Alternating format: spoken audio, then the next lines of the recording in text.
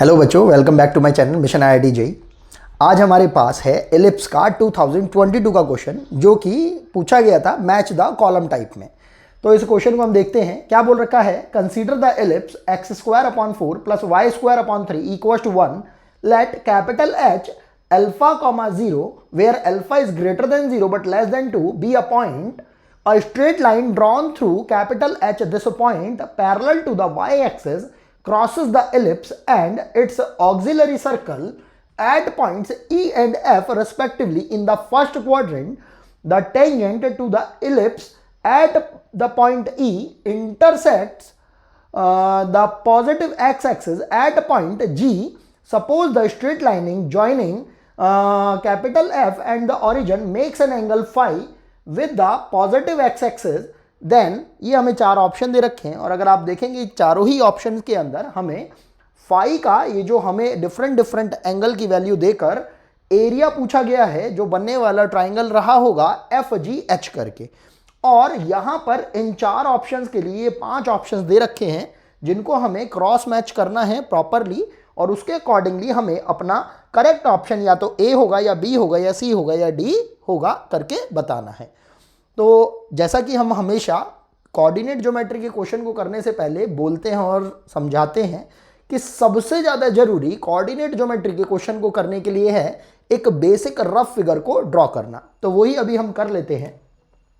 हमने क्या करा, सबसे पहले XY एक्सिस को ड्रॉ किया और अकॉर्डिंग टू द क्वेश्चन हमने देखा यहां पर x² plus y² equal to 1 में जो हमारे पास मेजर एक्सिस आ रही है वो जो वैल्यू देगी वो कहां के लिए है, वो x एक्सिस के लिए है।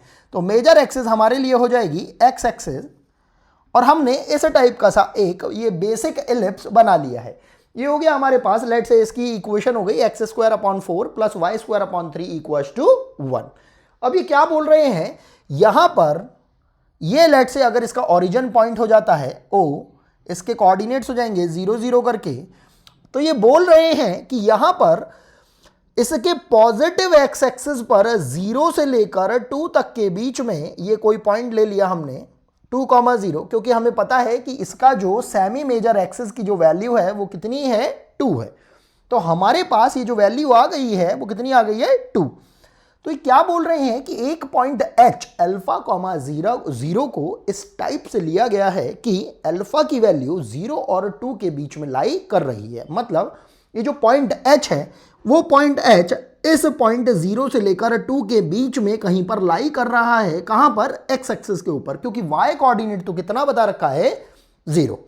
जैसे ही ये बात हमें समझ में आती है तो हम इस पॉइंट H को इस x एक्सिस पर 0 से लेकर 2 के बीच में कहीं पर भी लोकेट कर देते हैं। तो लेट से अभी के लिए हमने इस पॉइंट को यहां पर कहीं पर एज्यूम कर लिया और इस पॉइंट को बोल दिया हमने H अल्फा कॉमा 0 करके, क्योंकि हमें अल्फा की रेंज बता रखी है कि वो केवल 0 से 2 के बीच में ही लाई कर सकता है। अब उन्होंने और क्या बोल रखा है कि एक straight line is drawn through H parallel to y axis. अब इन्होंने क्या करा है, इस H पॉइंट से एक लाइन को ड्रॉ किया है पैरेलल टू y एक्सिस। तो हमने एक लाइन को ड्रॉ कर दिया इस तरीके से, ऐसे करके पैरेलल टू y एक्सिस। थोड़ा ढंग से बना लेंगे हम ये, क्योंकि रफ फिगर है लेकिन एक थोड़ा आइडिया हो जाएगा तो थोड़ा अच्छा रहेगा हमें। तो ये बन गई है हमारे पास line parallel to y axis. और क्या बोल रहे हैं, parallel to y axis crosses the ellipse and its auxiliary circle. हमें पता होना चाहिए कि एलिप्स का जो ऑक्सिलरी सर्कल होता है वो कब बनाया जाता है। ऑक्सिलरी सर्कल एक ऐसा सर्कल होता है जिसका जो रेडियस होता है वो जो मेजर एक्सिस होता है उसका सेमी मेजर एक्सिस की वैल्यू को रेडियस मानकर जो सर्कल ड्रॉ करते हैं वही हमारा क्या होता है, ऑक्सिलरी सर्कल ऑफ एलिप्स। तो अगर हम इस मेजर एक्सिस को डायामीटर मान लेते हैं और इस डायामीटर को हम जब एज्यूम कर लेंगे इस सर्कल के लिए, तो बनने वाला जो सर्कल होगा वो क्या कहलाएगा हमारे पास, ऑक्सिलरी सर्कल ऑफ एलिप्स। तो हमने क्या करा, हमसे बोला गया है कि इस H पॉइंट से एक पैरेलल लाइन को ड्रॉ करना है y एक्सिस के पैरेलल और वो लाइन हमारे इलिप्स को तो किस पॉइंट पर इंटरसेक्ट कर रही है, ई पॉइंट पर, इसको हमने ई पॉइंट बोल दिया, और सर्कल को वो इंटरसेक्ट कर रही है एट एफ पॉइंट। यहां तक ये बात हमें क्लियर हो जाती है। और क्योंकि ये बोल रखा है इन फर्स्ट क्वाड्रेंट, तो वो हमारी समझ में भी आ रहा है, उसकी जरूरत भी नहीं थी। उसका रीजन ये है, अच्छा हाँ, ऐसा भी सोचा जा सकता था कि ये नीचे की डायरेक्शन में बन सकता था, तो इसलिए इन्होंने इसे फर्स्ट क्वाड्रेंट में बोला है, क्योंकि अल्फा जो है हमारा वो तो पॉजिटिव एक्स एक्सिस के ऊपर ही लाई कर रहा है। तो उसके अकॉर्डिंगली हमने चलिए इस तरीके का ये फिगर बना लिया है। उसके आगे क्या बोल रखा है, the tangent to the ellipse at point E, मतलब इस पॉइंट पर हमने एक टेंजेंट को ड्रॉ किया है intersect the positive x axis at point G. मतलब अगर हमने इस पॉइंट पर एक टेंजेंट को ड्रॉ किया तो वो पॉजिटिव एक्स एक्सिस को किसी एक पॉइंट जी पर इंटरसेक्ट कर रही है। उसके अलावा और क्या बोल रखा है, suppose the straight line joining F and origin. तो हमने क्या करा, इस पॉइंट एफ को ओरिजिन से हमने मीट करा दिया। तो क्या बोल रहे हैं, suppose the straight line joining F and the origin makes an angle phi with the positive x axis, then अब यहां पर इन्होंने फाई की वैल्यू दे रखी है। क्वेश्चन वैसे तो हमारा इतना ही है, बस हमें अब इसमें ध्यान रखना है कि आखिर ये फाई का सिग्निफिकेंस क्या है, और यहां पर ये जो टेंजेंट को ड्रॉ किया गया है इससे हमारी वैल्यू किस तरीके से कैलकुलेट होकर आएगी। बहुत सिंपल सा तरीका है अगर हम क्वेश्चन को थोड़ा सा सोचें। इसका स्टैंडर्ड भी अभी अगर हम ध्यान से देखें, कोऑर्डिनेट ज्योमेट्री के अंदर मोस्टली जितने भी क्वेश्चन आ रहे हैं उनमें किसी भी क्वेश्चन का स्टैंडर्ड इतना हाईफाई नहीं दे रखा है, केवल स्ट्रेट लाइन को छोड़कर। स्ट्रेट लाइन के अंदर जो एडवांस लेवल पर क्वेश्चन पूछे गए थे वो एक्चुअल में एडवांस लेवल के क्वेश्चन थे, लेकिन सर्कल की बात करी जाए, पैराबोला की बात करी जाए, और यहां तक कि अभी तक जितने भी हमने इलिप्स के क्वेश्चन करे हैं या कर रहे हैं उनका लेवल भी एडवांस लेवल के अकॉर्डिंगली नहीं आ रहा है। इन जनरल अगर आप क्वेश्चंस की सीवीआईटी को देखेंगे, उनकी ग्रेविटी को देखेंगे, तो आप पाएंगे 2019 का जो पेपर एक्चुअल में बना था एडवांस लेवल का, वो सही में एडवांस का लेवल था। उसे देखकर जो बहुत ज़्यादा पढ़ते हैं और चीज़ों को समझने की कोशिश करते हैं उन बच्चों का मन बहुत ज़्यादा खुश हो गया था, क्योंकि क्वेश्चन के अंदर टेक्निकलिटी का लेवल इतना ज़्यादा अच्छा दे रखा है उसके अंदर। 2019 का एडवांस का जो पेपर हुआ था कि उसके अंदर बच्चों को सही में मज़ा आ गया था। तो खैर हम अपने इस क्वेश्चन की बात करते हैं।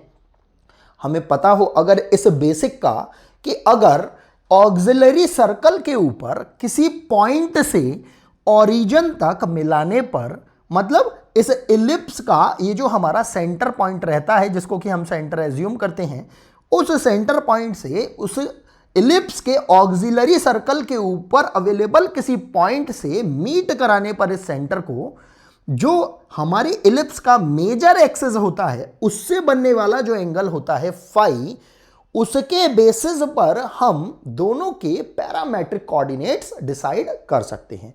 अगर आपको यह भी याद आ रहा हो कि अगर हम अभी के लिए इस सर्कल को एज्यूम कर लेते हैं कि ये रहा होगा x square plus y square equal to a square type का, तो यहां पर हम समझ पाएंगे कि इस पर्टिकुलर एफ के जो कोऑर्डिनेट आ पाएंगे वो हमारे पास ऑक्सिलरी सर्कल के अकॉर्डिंगली आ पाएंगे a cos phi and a sine phi. और जैसे ही हमें ये बात समझ में आ पाएगी हम इस ई पॉइंट के भी कोऑर्डिनेट निकाल पाएंगे।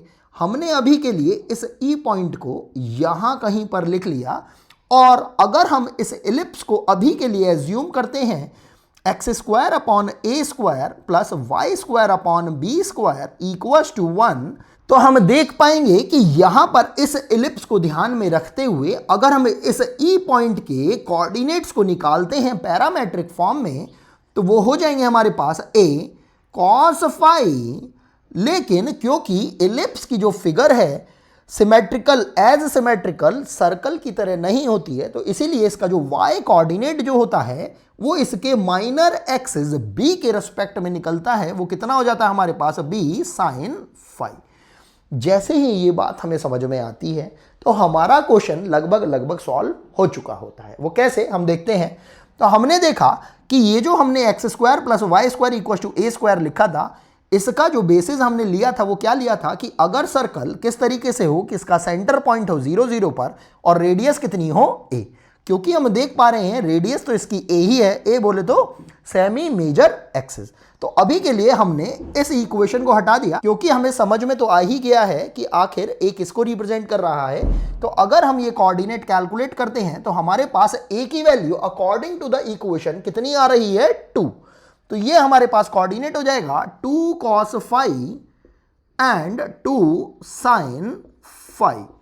उसी तरीके से हमारे पास ये जो E पॉइंट है, इस E पॉइंट के कोऑर्डिनेट इस A cos phi and B sin phi के अकॉर्डिंगली हो जाएंगे। ध्यान से देखेंगे 2 cos phi एंड B की वैल्यू अगर हम ध्यान से देखेंगे this is representing B square, तो यहां पर ये वैल्यू हो जाएगी √3 sin phi।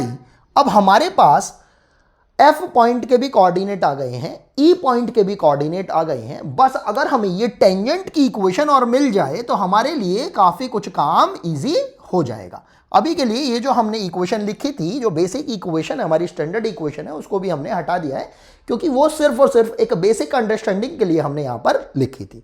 तो हमें पता है कि अगर किसी भी कर्व के ऊपर कोई पॉइंट अवेलेबल हो और उस पॉइंट से पास होने वाली टेंजेंट की इक्वेशन को अगर हमें लिखना हो तो उसको किस तरीके से लिखा जाता है। मतलब अगर हमारे पास यहां पर इलिप्स की इक्वेशन है x² upon 4 plus y² upon 3 equal to 1, और अगर मैं इस E कोऑर्डिनेट को अगर अभी के लिए अपने माइंड में एज्यूम करता हूं x1 y1, तो उस कंडीशन में क्योंकि E पॉइंट इस इलिप्स के ऊपर अवेलेबल है, तो उस कंडीशन में जो हमारे पास टेंजेंट की इक्वेशन हो जाती है वो हो जाती है x1 upon 4 plus y1 upon 3 equal to 1, जहां पर x1 y1 किसके कोऑर्डिनेट की तरह हम ट्रीट कर रहे हैं, E के कोऑर्डिनेट की तरह। और क्योंकि x1 y1 तो क्या दे रखे हैं हमें 2 cos phi and √3 sin phi, वो हम इसमें पुट कर देंगे तो ये हो जाएगा हमारे पास 2 cos phi upon 4 plus y times of √3 sin phi upon 3 equal to 1, और यहां से देखेंगे थोड़ा सिंप्लीफाई करके √3 से ये √3 हो जाएगा। तो इक्वेशन बन रही है हमारे पास x cos phi upon 2 plus y sin phi upon √3 equal to 1। इस इक्वेशन को चाहो तो आप अभी के लिए इक्वेशन नंबर 1 बोल सकते हो। अब इस इक्वेशन का हमें क्या फायदा है? इस इक्वेशन का हमें बस इतना ही फायदा है कि अगर हम इस इक्वेशन ऑफ लाइन से, मतलब ये जो टेंजेंट है, इसको अगर हम आगे तक एक्सटेंड कर रहे हैं तो हमें ये G पॉइंट निकालने के लिए यहां पर x एक्सिस के ऊपर y कोऑर्डिनेट इसका 0 करना पड़ेगा। तो अगर हमने इसका y कोऑर्डिनेट अगर 0 कर दिया तो डायरेक्टली हम समझ पा रहे हैं x की वैल्यू y इक्वल टू 0 करने पर कितनी आ रही है 2 अपॉन cos phi। चाहे तो आप इसे 2 अपॉन cos phi बोल दीजिए और चाहे आप इसे 2 sec phi बोल सकते हैं। तो हमने क्या करा, अभी के लिए इसको इस तरीके से करके रख लिया। अब हम क्या करते हैं, इस G के कोऑर्डिनेट को लिख देते हैं। तो हमारे पास ये आ रहा है 2 अपॉन cos phi एंड 0। अब हमें जो बोला गया है अपने ऑप्शंस के अंदर ट्राइंगल FGH, देखिए हमारे पास F के कोऑर्डिनेट आ ही चुके हैं, G के कोऑर्डिनेट भी आ चुके हैं, H के कोऑर्डिनेट भी हमारे पास आ चुके हैं। अगर आप ध्यान से देखें जो H पॉइंट था इस पर जो परपेंडिकुलर हमने ड्रॉ किया था, या ऐसा बोल सकते हैं y एक्सिस के जो पैरेलल लाइन जो खींची थी, वहां पर यहां पर जो इसका अल्फा कोऑर्डिनेट है वो किसके इक्वल होगा, वो ही पॉइंट के इक्वल होगा जो F का हमारे पास x कोऑर्डिनेट आ रहा है। तो एक्चुअल में ये जो अल्फा कॉमा 0 हमारे पास कोऑर्डिनेट आ रहा है h का, वो हमारे पास कितना हो जाएगा 2 cos phi एंड 0। अब हमारे पास तीनों ही पॉइंट्स के कोऑर्डिनेट आ गए हैं और अब हम अपने चारों ऑप्शंस में एक एक करके सारे के सारे ऑप्शंस को चेक करते हुए चले जाएंगे। तो अब हमने बात करी अपने पहले ऑप्शन की जिसमें बोल रखा है phi इक्वल टू π/4 के लिए। हमने बोला phi इक्वल टू जब π/4 है हमारे पास, तो हमारे पास जो बनने वाला जो ट्राइंगल का एरिया हो जाएगा वो कितना हो जाएगा हाफ ऑफ, ध्यान से देखेंगे अब हम, हमारे पास चाहे तो आप इसको अभी के लिए एफ पॉइंट को जी से मिला दीजिए, तो बनने वाला ये जो ट्राइंगल है हमारे पास, ये एफ जी एच इस टाइप से हो जाएगा। तो हम क्या बोल रहे हैं, हमारे पास ये तो परपेंडिकुलर लेंथ हो जाएगी और ये हमारे पास बेस हो जाएगा। तो बेस अगर हम ध्यान से देखें, ये 2 cos फाई एंड ये 2 अपॉन cos फाई है। तो जब हम इसकी वैल्यू को कैलकुलेट करेंगे, क्योंकि cos फाई के अंदर जब हम फाई की वैल्यू π/4 रखेंगे तो हम समझ पा रहे हैं π/4 रखी तो 1/√2 हो गया, √2 ऊपर चला जाएगा और इसी तरीके से यहाँ पर ये अपॉन में √2 चला जाएगा तो √2 रह जाएगा। तो बेस वैल्यू हमें अगर इतनी निकालनी है तो हम बेसिकली क्या बोलना चाह रहे हैं, बेसिक मैथमेटिक्स लगाकर this length minus this length, मतलब 2√2 माइनस दिस √2, तो हमारे पास वैल्यू कितनी आ रही है, केवल √2 इंटू परपेंडिकुलर लेंथ भी अगर हमें निकालनी हो तो हम समझ पा रहे हैं ये लेंथ किसके इक्वल होगी, 2 sin फाई के इक्वल। और क्योंकि साइन फाई हमारे पास कितना आ रहा है, साइन 45 के अकॉर्डिंगली 1/√2, तो 2 इंटू 1/√2 तो √2 हो जाएगा। तो हमारे पास हम देख रहे हैं √2 इंटू √2 2 हो जाएगा और 2 डिनोमिनेटर में भी है, तो वैल्यू आ गई हमारे पास 1। मतलब हमारे इस फर्स्ट ऑप्शन का जो करेक्ट ऑप्शन आ रहा है वो कितना आ रहा है, Q। तो अगर हम अपने इस ABCD के अंदर चेक करें तो 1 के साथ Q ही आएगा हमारे पास। तो या तो ऑप्शन C करेक्ट है या ऑप्शन D करेक्ट है। ये सारी चीज़ें अगर हम सीक्वेंस में देखते हुए चलेंगे तो हमें सारी चीज़ें समझ में आती चली जाएंगी। अब हम बात करते हैं सेकंड ऑप्शन की। सेकंड ऑप्शन में हमसे क्या बोल रखा है, if phi equals to π/3। Calculation को हम जितना ज़्यादा अपने माइंड में सही तरीके से कैलकुलेट करते हुए चलेंगे, क्वेश्चन चाहे कितना ही लेंदी क्यों ना हो, हम बहुत इजीली उसको सॉल्व कर पा रहे होंगे। तो हमने देखा फाई इक्वल्स टू π/3 जब हमने रखा तो area of a triangle F G H कितना आएगा, हम ध्यान से देखेंगे। ये यहाँ पर अगर cos π/3 मतलब cos 60 की अगर हम बात करेंगे तो ये हो जाएगा 1/2, तो ऊपर कितना आ जाएगा 4। और यहाँ पर जब हम cos यहाँ पर 60 की बात करेंगे तो ये कितना हो जाएगा हमारे पास 1/2, तो 2 से 2 कैंसिल आउट होकर हमारे पास कितनी वैल्यू आ रही है 1। तो बेस लेंथ हमारे पास कितनी आ जाएगी 4 - 1 मतलब टोटल 3 इनटू हमारे पास परपेंडिकुलर लेंथ भी हमें लेनी है। तो परपेंडिकुलर लेंथ तो किसके इक्वल आ रही है, 2 sin फाई के इक्वल।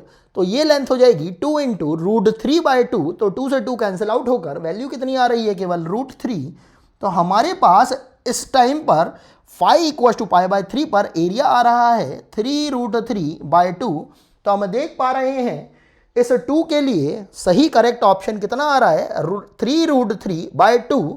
तो यहाँ पर फर्स्ट का तो Q आ रहा था एंड सेकंड का हमारे पास T आ रहा है। तो हम यहाँ पर देख रहे हैं ऐसा केवल एक ही ऑप्शन अवेलेबल है जिसकी वजह से हम इसको करेक्ट बोल सकते हैं। यही हमारा करेक्ट ऑप्शन कहलाएगा, यही हमारा करेक्ट आंसर कहलाएगा। लेकिन for the sake of convenience हम क्या करते हैं, चारों ही ऑप्शंस को एक बार चेक कर लेते हैं जिससे कि हमें कंफर्मिटी भी आ जाएगी। आपको अगर अपने एग्जाम हॉल के अंदर आंसर को टिक करना हो तो आप डायरेक्टली इन 2 ऑप्शंस के बेसिस पर ही टिक लगा सकते हैं अगर आपने वो करेक्टली कैलकुलेट कर लिए हैं। लेकिन अगर आपको बहुत सारा टाइम मिला हुआ है और आप चाहते हैं कि आप इसमें बिल्कुल रिसर्च लेवल पर कैलकुलेशन कर लें तो आप इसके बाकी के थर्ड एंड फोर्थ ऑप्शन को भी चेक कर सकती हैं। तो हम कर लेते हैं। हमने थर्ड ऑप्शन को भी देख लिया जब हमने फाई की वैल्यू ले ली है कितनी π/6। π/6 का मतलब हुआ 30 डिग्री।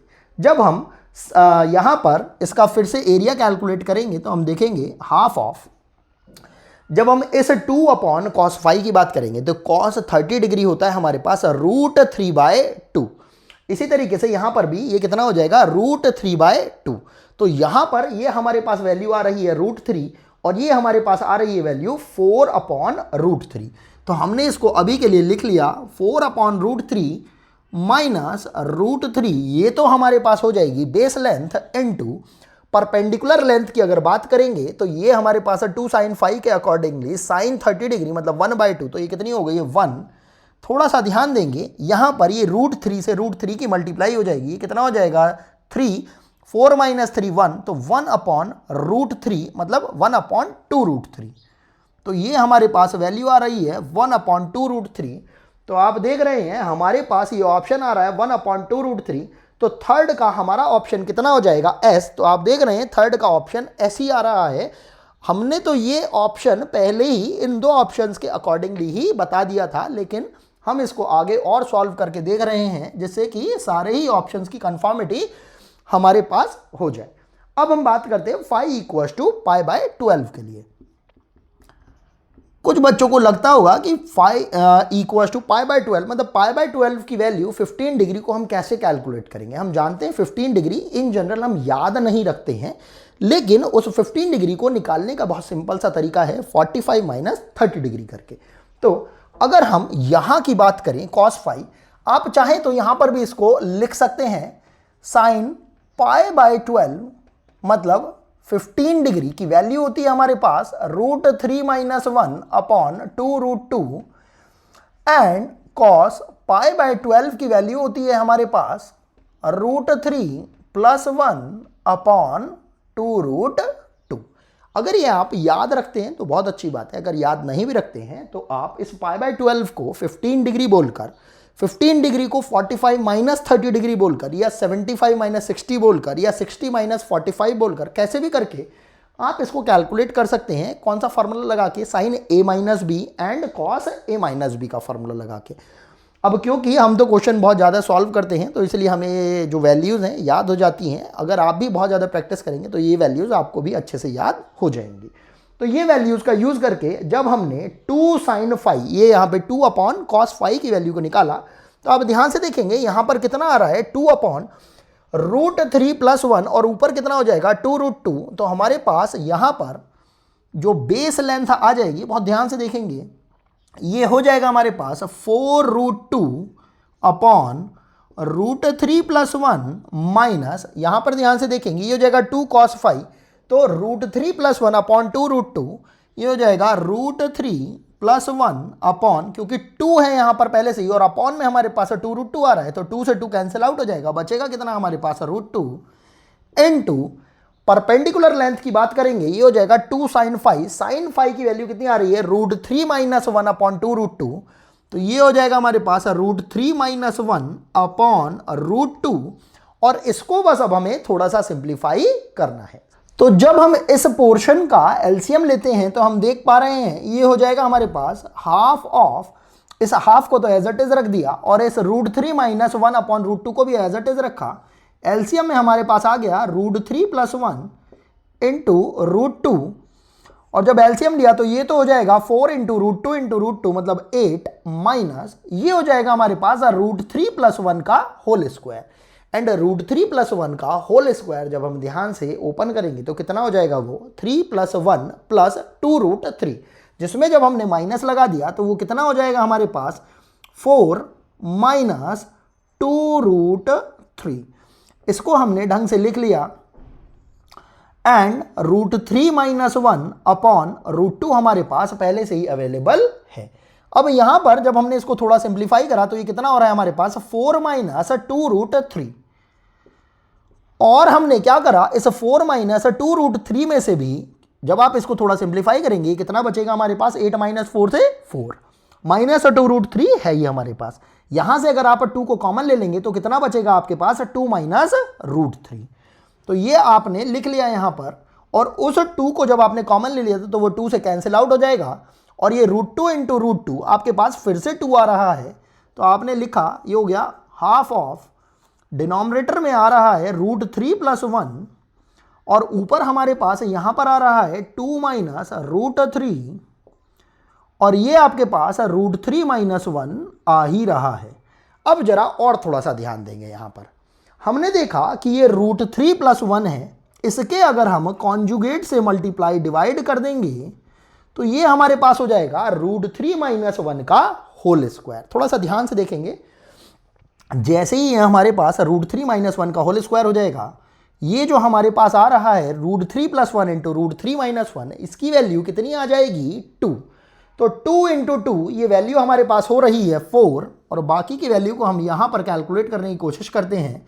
ये हो रहा है हमारे पास, इस पूरे को न्यूमरेटर अपॉन डिनोमिनेटर टाइप में जब हम लिखेंगे तो हो रहा है हमारे पास 2 minus √3 times √3 - 1 whole square upon 4। अब इस ऑप्शन को जब हम चेक करते हैं तो हम देख रहे हैं कि यहां पर हमारे पास ऐसा सा एक ऑप्शन आ तो रहा है, लेकिन एग्जैक्टली इसके जैसा ऑप्शन नहीं आ रहा है। तो हम क्या करते हैं कि इसको हम थोड़ा सा कन्वर्ट करने की कोशिश करते हैं। अगर हम इस 2 माइनस √3 की बात करें, ये यहां पर जो हमने लिख रखा है वो कितना है, √3 - 1 की whole power 4 whole divided by 8। तो ये 2 माइनस जो √3 है इसको हम बोल सकते हैं √3 - 1 अपॉन √2 का होल स्क्वायर। अगर आप ध्यान से देखो इस पूरे को हम क्या बोल सकते हैं, √3 - 1 बाय √2 का होल स्क्वायर। और जैसे ही आपने इसको ये कंटेंट बोला तो आपके पास जो बचा हुआ पोर्शन है उसको भी आपने बोल दिया √3 - 1 का होल स्क्वायर, और होल डिवाइडेड बाय 4 तो चल ही रहा है। अब यहां पर ये जो √2 था हमारे पास, इस √2 के ऊपर भी स्क्वायर लगा हुआ है, तो हम क्या करते हैं, √3 - 1 वाली टर्म को तो एक साथ सेग्रीगेट कर लेते हैं। ये हो जाएगा हमारे पास √3 - 1, यहां पर भी पावर 2 है, यहां पर भी पावर 2 है, ये टोटल पावर हो जाएगी 4। और क्योंकि ये √2 है हमारे पास, तो √2 का स्क्वायर कितना हो जाएगा हमारे पास 2, और 4 पहले से ही है तो वैल्यू आ रही है हमारे पास 8। इस तरीके से हमारा ये फोर्थ ऑप्शन कहां पर आ रहा है, पी के लिए, जो कि हमारे पास फोर्थ का ऑप्शन हो जाएगा पी। अब यहां पर एक बात समझने वाली है कि बच्चे को यह समझ में कैसे आएगा कि 2 माइनस √3 को इस तरीके से लिखा जा सकता है। इसके लिए आपको सर्ड्स का बेसिक नॉलेज होना बहुत जरूरी है। बेसिक नॉलेज क्या कहती है कि अगर हमारे पास कोई भी इरेशनल टाइप का नंबर होता है तो उसको जब हम पावर में स्क्वायर लगाते हैं, क्यूब लगाते हैं, तो बनने वाली क्वांटिटी किस टाइप से बनती है। और उसी तरीके से जब हम रिवर्स इंजीनियरिंग लगाते हैं, मतलब अगर कोई क्वांटिटी हमें दे दी गई है और अगर हम इसका अंडर रूट कैलकुलेट करना चाहते हैं तो आखिर हम इसको किस तरीके से लिखेंगे। अगर आप इस 2 माइनस √3 को अगर ध्यान से देखें, ये 2 माइनस √3 को अगर हम रीअरेंज कर रहे हैं तो हम कैसे कर सकते हैं, ध्यान से देखेंगे। हम बोल रहे हैं √3 - 1 अपॉन ये जो √2 था इसका जब हमने स्क्वायर किया तो एक्चुअल में आपके पास कितना आ रहा था, 3 + 1 माइनस 2√3 डिवाइडेड बाय 2। और जब आप इसको और थोड़ा सिंप्लीफाई करोगे तो ये कितना हो जाएगा, 4 - 2√3 अपॉन 2, और ये कितना हो जाएगा आपके पास 2 - √3। एक्चुअल में ये वैल्यू किसके इक्वल आ रही है, हमारी ओरिजिनल वैल्यू के इक्वल। लेकिन क्योंकि हमें अपना जो एक्सप्रेशन लेकर आना है, गिवन ऑप्शंस के अकॉर्डिंगली लेके आना है, तो हमने उसको रिड्यूस करा, रिवर्स इंजीनियरिंग लगाई और अपने ऑप्शन को एक परफेक्ट स्क्वायर की फॉर्म में कन्वर्ट किया।